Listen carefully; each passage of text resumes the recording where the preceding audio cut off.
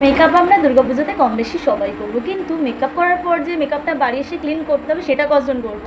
Makeup video দেখেছো যে tutorial, পুজোর টিপস, কীভাবে মেকআপ করবো, বাট আজকে আমি তোমাদেরকে দেখাবো মেকআপ করার পর বাড়ি এসে কীভাবে তোমরা ক্লিন করবে। খুব সহজ উপায়।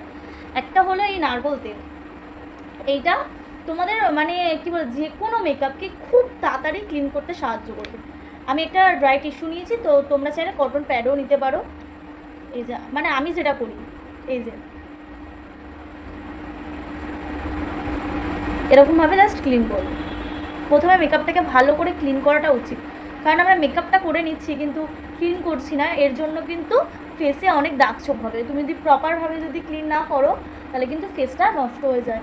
অনেকে ভাবে কি মেকআপ করলেই ফেস নষ্ট হয়ে যায়, না, ফেস নষ্ট হয় না।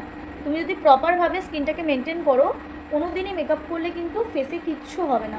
মুখটাকে ভালো করে ক্লিন করার পরে এরকম একটা ফেস ওয়াশ দিয়ে, আমি রেকর্ডে ফেস ওয়াশ দিই সবসময় ফেসটাকে ক্লিন করি, তো সেটা দিয়ে ক্লিন করলাম। তোমাদেরকে একটা কথা বলি, তোমরা অনেকেই ভাবো যে ফেস ওয়াশ দিলে শুধু ফেসটা ক্লিন হয়ে যায়, সেটা না। আজকে তোমাদেরকে দেখাবো ফেস ওয়াশ দেওয়ার পর কী কী মুখ থেকে বেরোয়।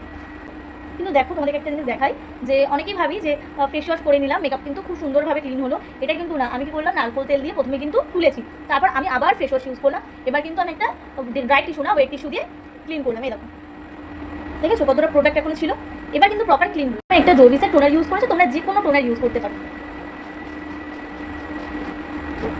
এই যে টোনারটা লাগিয়েছি, এই টোনারের বদলে তোমরা কিন্তু গোলাপ জল ইউজ করো। এরপর ইউজ করলাম পন্সের ময়শ্চারাইজার, হোয়াইট জেল ময়শ্চারাইজার। তোমাদেরকে একটা কথা বলি, যে তোমরা অনেকেই ভাবো মেকআপ করলে ফেসে অনেক কিছু হয়, যেমন পিম্পল, অনেক রকমের ফেসে নাকি সমস্যা হয়। কিন্তু আমি মেকআপ করছি বিগত 1-1.5 বছর ধরে শ্যুট করছি, কিন্তু আমার ফেসে সেরকম কিছুই হয়নি। এই যে স্কিন কেয়ারগুলো দেখলে, স্কিন কেয়ারগুলো করতে হয় মেকআপের পরে, কিন্তু শুধু ওই ফেস ওয়াশ দিয়ে মুখ ধুয়ে নিলাম সেটা নয়। এই এতগুলো স্টেপ ক্লিয়ার করলে তবে কিন্তু ফেসে কিছু হবে না। ময়শ্চারাইজারের পর আমি লিপ বাম ইউজ করবো।